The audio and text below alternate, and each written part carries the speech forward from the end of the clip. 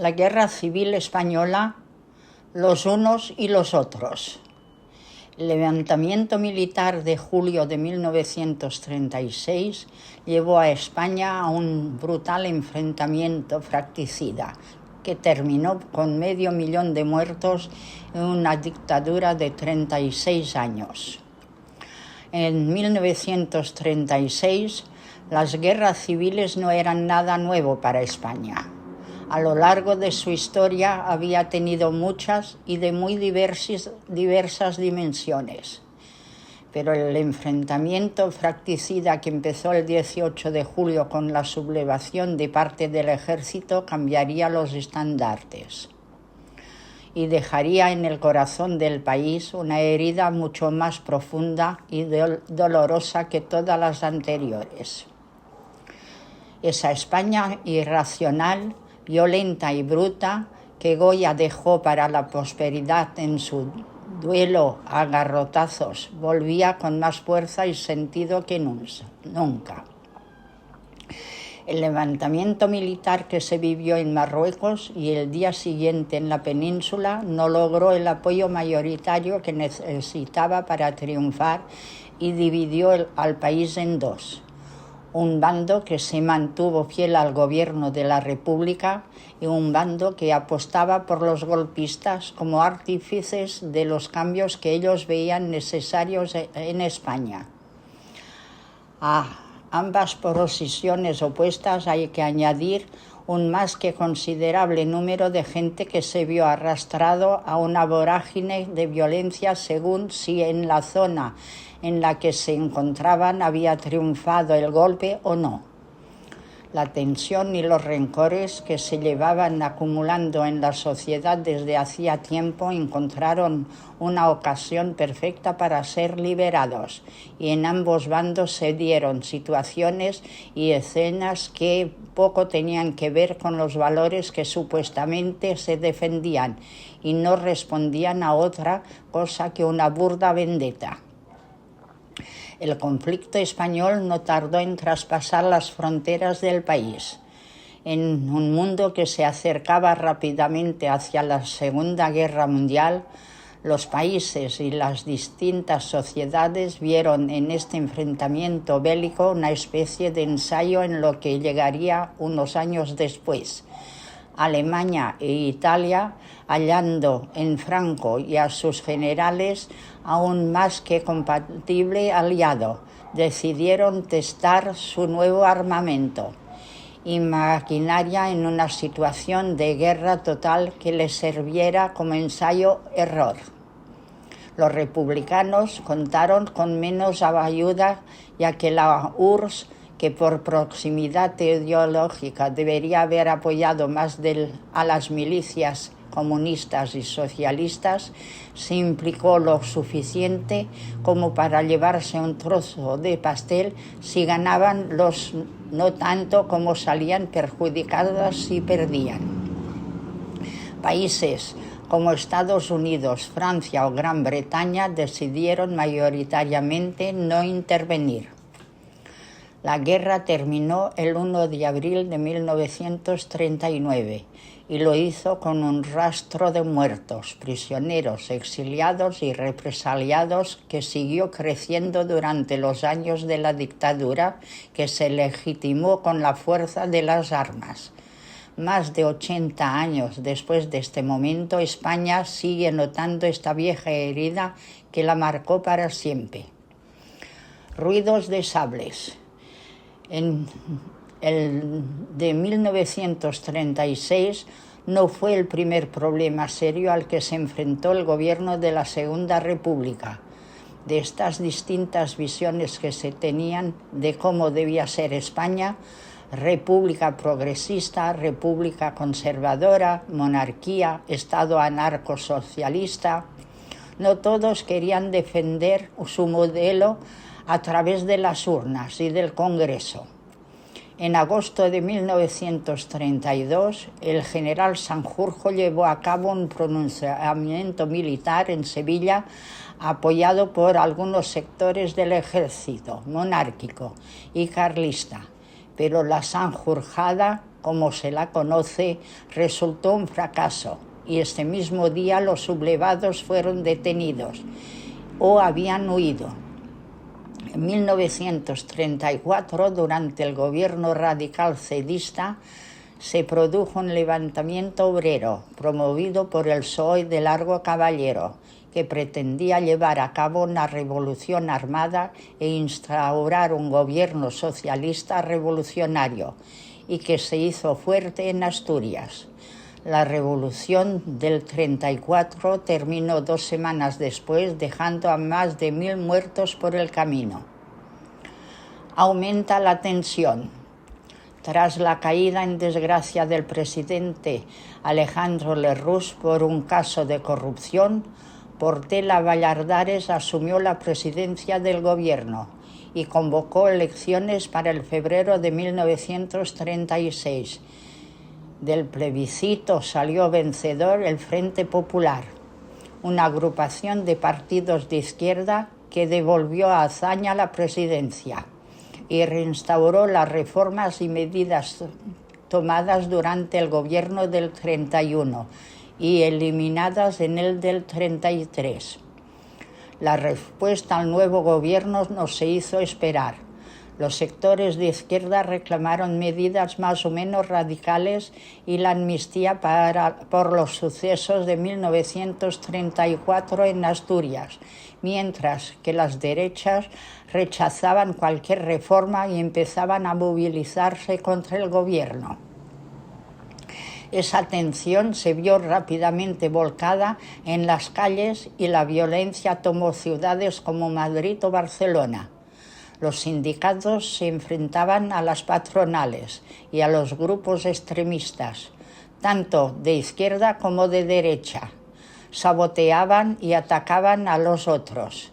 La sociedad en general se había radicalizado y no solo era necesaria una chispa para que ese polvorín saltara por los aires.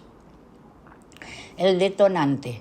Aunque es lógico pensar que el golpe de Estado de 1936 no se organizó de un día para otro, los historiadores suelen coincidir en que el detonante de este fue la muerte de José Calvo Sotelo, monárquico líder de Renovación Española.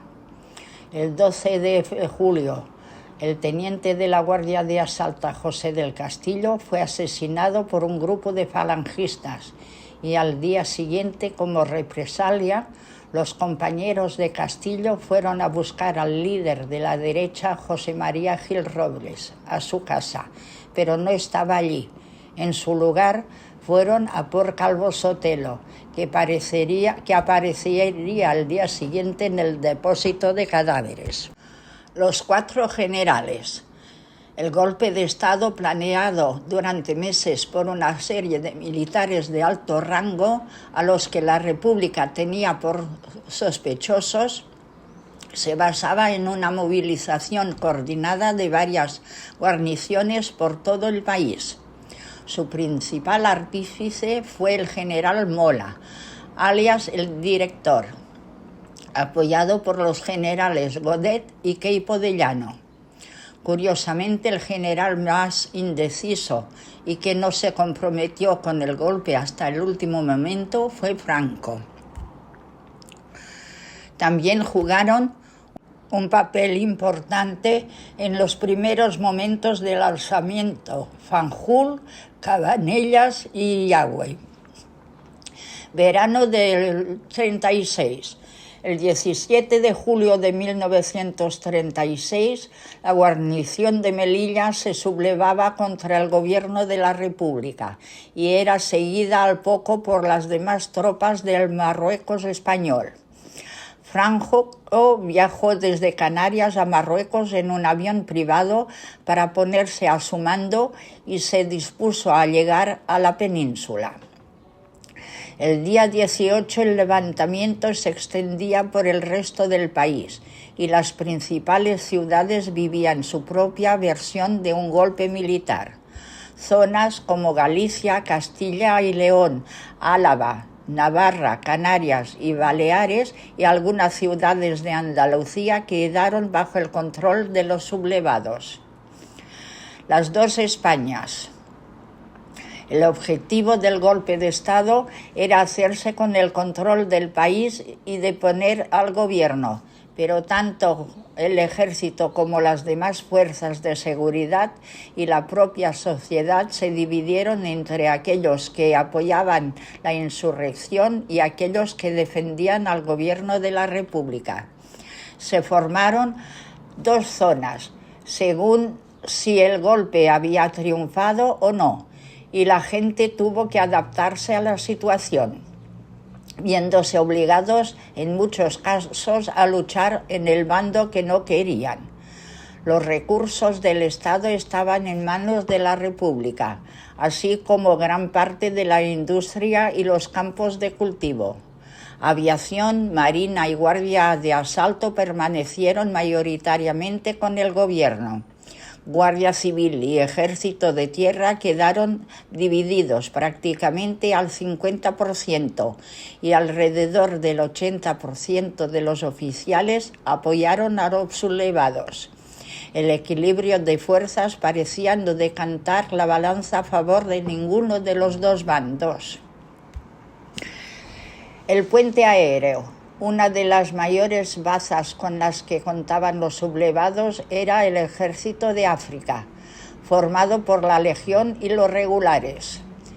Se trataba de una tropa de alrededor de 47.000 soldados, experimentados y disciplinados que mostraban una lealtad total hacia Franco. Una vez en la península se convertirían en las tropas choque del bando sublevado, pero para ello tenían que cruzar desde Marruecos. Y las aguas del estrecho estaban blindadas por navíos de la Marina Republicana. Con la ayuda de la aviación alemana e italiana se montó un puente aéreo que trasladó a todas las tropas de Marruecos al sur de España en apenas 2 días. Ayuda exterior y no intervención. Durante los primeros días de la sublevación, la República y los nacionalistas pidieron ayuda militar extranjera. Inicialmente, Francia se comprometió a apoyar la República Española, pero pronto se retractó de su oferta para perseguir una política oficial de no intervención en la guerra civil. Gran Bretaña rechazó inmediatamente el llamado de ayuda de la República. Franco pidió ayuda a la Alemania nazi y a la Italia fascista. Gracias a su apoyo militar, Franco pudo transportar por aire a las tropas de Marruecos español a tierra firme para continuar su ataque a Madrid. Durante los 3 años que duró el conflicto, Hitler y Mussolini proporcionaron apoyo militar crucial al ejército nacionalista español. Aproximadamente 5.000 efectivos de las fuerzas aéreas alemanas sirvieron en la Legión Cóndor, que proporcionó apoyo aéreo para los ataques coordinados a tierra contra posiciones republicanas y llevó a cabo bombardeos aéreos en las ciudades republicanas. El más infame de estos ataques fue el 26 de abril de 1937, cuando aviones alemanes e italianos arrasaron la ciudad vasca de Guernica, en un ataque que duró 3 horas y mató a más de 200 civiles. La Italia fascista suministró 75.000 tropas, además de sus pilotos y aviones. España se convirtió en un laboratorio militar para probar el armamento más nuevo en condiciones de batalla. El conflicto español generó rápidamente un terror mundial de que podría explotar una guerra por toda Europa. En agosto de 1936, más de 2 docenas de naciones, incluyendo Francia, Gran Bretaña, Italia, la Alemania nazi y la Unión Soviética, firmaron un acuerdo de no intervención en España. Los últimos 3 signatarios violaron abiertamente el acuerdo. Italia y Alemania siguieron aprovisionando a las fuerzas de Franco, mientras que la Unión Soviética proporcionó asesores militares, tanques, aviones y otros pertrechos de guerra a la República. Algunos eruditos argumentan que el acuerdo de no intervención benefició a Franco, que compraba armamento a crédito y a sus aliados, mientras la República tenía que pagar moneda fuerte a los traficantes de armas para obtener con frecuencia armas anticuadas y buscar maneras de transportarlas al país embargado. Para muchos liberales e izquierdistas en todo el mundo, la Guerra Civil Española representaba un ensayo con vestuario de la Segunda Guerra Mundial, un conflicto sin resolver entre las fuerzas de la democracia y el fascismo. A mediados de 1930, el fascismo y el autoritarismo parecían estar aumentando en Europa. En 1936, cuando Franco inició su rebelión, los regímenes derechistas tenían el poder en Alemania, Italia, Hungría, Rumanía, Polonia, Portugal, Finlandia, Austria y Grecia. Había partidos políticos abiertamente profascistas y pronazis en muchos otros países, incluso Francia, Gran Bretaña y Estados Unidos. Entre 35.000 y 40.000 voluntarios de más de 50 países se apresuraron a unirse a las brigadas internacionales para defender a la República. Un número menor de reclutas extranjeros se unió a las fuerzas de Franco. Crueldad en ambos bandos. El estallido de la contienda dio vía libre a un afán revanchista en el que tanto los ejércitos como los civiles de ambos bandos llevaron a cabo actos violentos de todo tipo. En los pueblos y ciudades la guerra sirvió como excusa para pagar estas deudas que la gente tenía pendiente desde hacía tiempo, y los linchamientos, asesinatos, palizas y expropiaciones fueron el pan de cada día. El denunciar a alguien diciendo que era un fascista o un rojo, según en qué zona estuviera, era motivo suficiente para que esta persona acabara en la cárcel o en la tapia del cementerio. Por su parte, ambos ejércitos utilizaron las represalias y el terror como una herramienta más en su campaña. Sublevados como Yagüe o Queipo de Llano recurrieron a una brutal represión en Badajoz y Sevilla, respectivamente. Por su parte, del bando republicano se suele recordar el asalto a la cárcel Modelo de Madrid y el asesinato de una treintena de presos o los sucesos de Paracuellos, donde alrededor de 2.500 presos fueron fusilados mientras se les trasladaba a Valencia. Divisiones internas versus mando único. Las amplísimas diferencias que hubo en la organización interna de ambos ejércitos es un factor clave a la hora de entender el triunfo de los sublevados. El bando nacional funcionó casi desde el comienzo de la guerra en base a una junta de defensa que actuaba como gobierno de la zona sublevada y coordinaba la acción militar. La idea de Mola era que Sanjurjo se convirtiera en el líder y rostro visible del levantamiento, pero su muerte en un accidente de aviación llevó a la Junta a plantearse la necesidad de un mando único que recaería sobre Franco en septiembre de 1936. Los sublevados mantuvieron una férrea disciplina militar y una acción coordinada que terminarían por suponer una ventaja decisiva en el desarrollo de la guerra. Como ya se ha dicho, el bando republicano tenía escasez de oficiales y esto ya era un problema de base. Una de las primeras medidas que tomó el gobierno republicano tras el golpe de Estado fue disolver la casi totalidad de unidades del ejército, esperando así frenar el apoyo a los sublevados. Pero esto solo aumentó el caos. El bando republicano tuvo que construir un nuevo ejército formado por los militares de carrera que se mantenían fieles y por las milicias populares que habían tomado las armas en defensa de la República, mientras hacía frente a las distintas prioridades y concepciones de socialistas, comunistas, anarquistas y republicanos. Esta situación llegó incluso a enfrentamientos internos entre las distintas facciones, como los sucedidos en Barcelona en 1937. Guerra de columnas.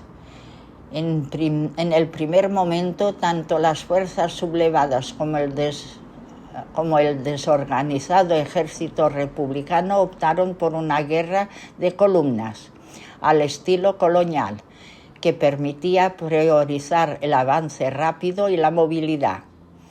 Estas columnas estaban formadas por contingentes relativamente pequeños, equipados con una amplia variedad de armas que avanzaban en formación entre ciudades y pueblos. En esta primera fase de la guerra duró desde julio hasta principios de noviembre. La defensa de Madrid. El primer objetivo de los sublevados era tomar la capital, ya que si Madrid y su gobierno caían, la guerra estaría ganada. Mola mandó 3 columnas desde Valladolid, Burgos y Pamplona, pero fueron contenidas en Somosierra, Navacerrada y Guadarrama. La capital estaba defendida por las milicias populares bajo el mando del general Miaja, y los sublevados avanzaron con la confianza de una victoria relativamente sencilla que se tornó en su primera gran derrota. Enardecidos por él no pasarán, y para sorpresa de sus rivales, los republicanos de Madrid defendieron la capital con uñas y dientes y consiguieron repeler los ataques de los nacionales en ciudades universitarias, en el Jarama y en el frente de Guadalajara.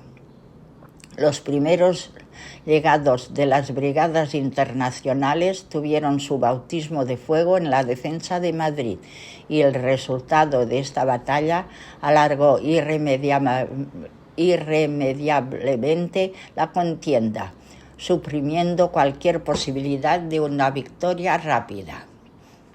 Alcázar de Toledo. Franco llegó a Talavera al mando de un amplio contingente de tropas, dispuesto a tomar Madrid por cualquier medio, pero en lugar de brindar apoyo en la capital, prefirió desviarse y acudir a Toledo. Allí, un grupo de militares a las órdenes de José Moscardó se había atrincherado en el Alcázar de la ciudad, mientras los republicanos sitiaban el edificio para hacerlos salir.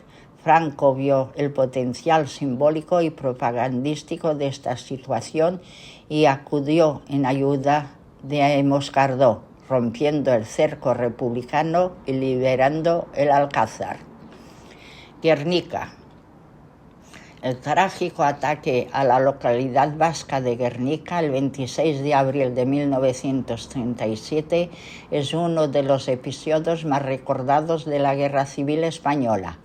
Este día, aviones de la Legión Cóndor alemana y de los Aviosoles Legionaria italiana arrojaron bombas explosivas y incendiarias sobre Guernica durante más de 3 horas.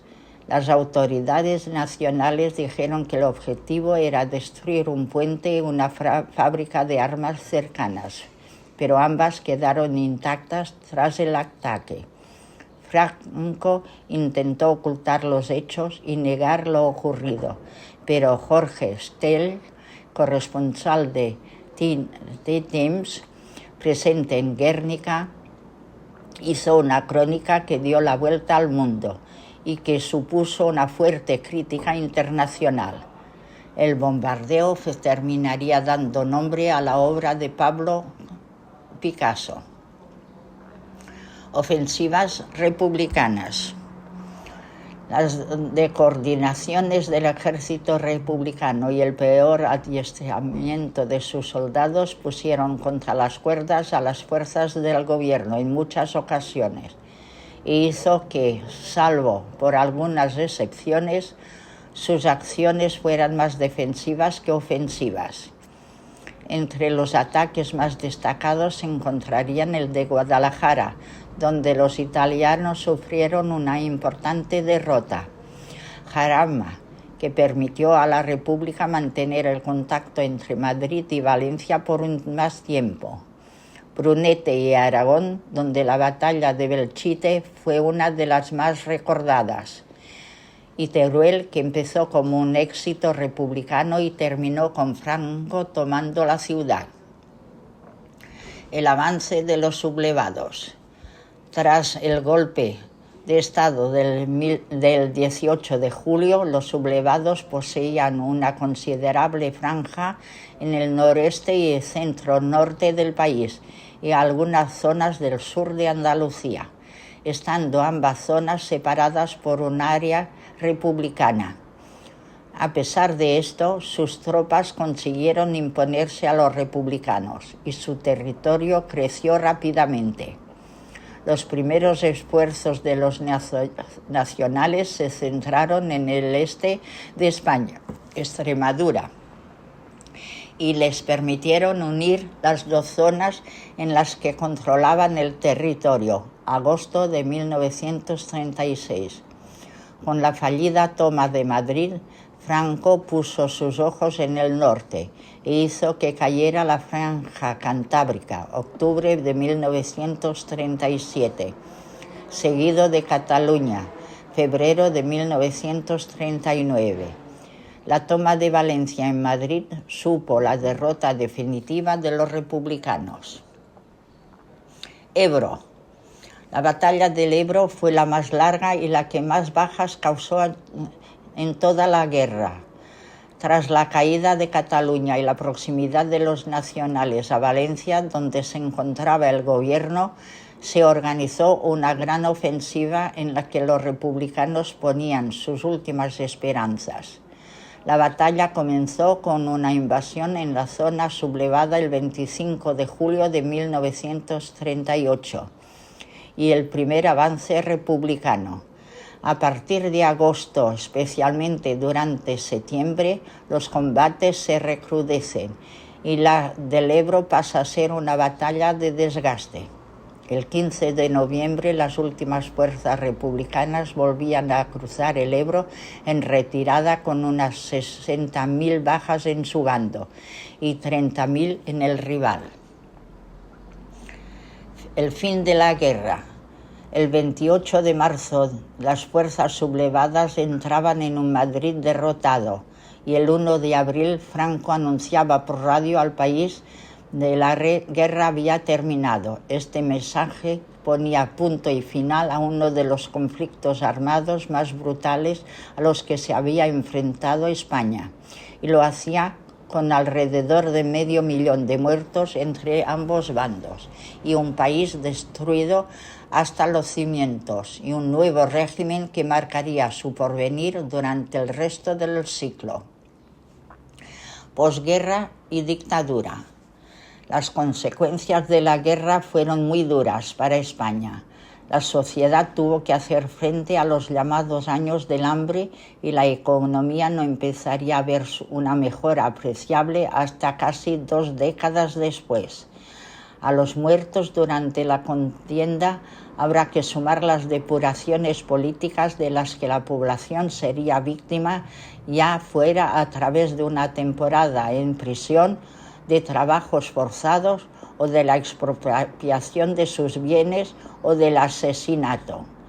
España vivió hasta 1978 bajo un sistema autoritario y falto de libertades, cuyo funcionamiento y filosofía fue variando según el momento histórico y las necesidades del régimen, basándose siempre en dos cosas: la supervivencia de la dictadura y la todopoderosa figura de Franco.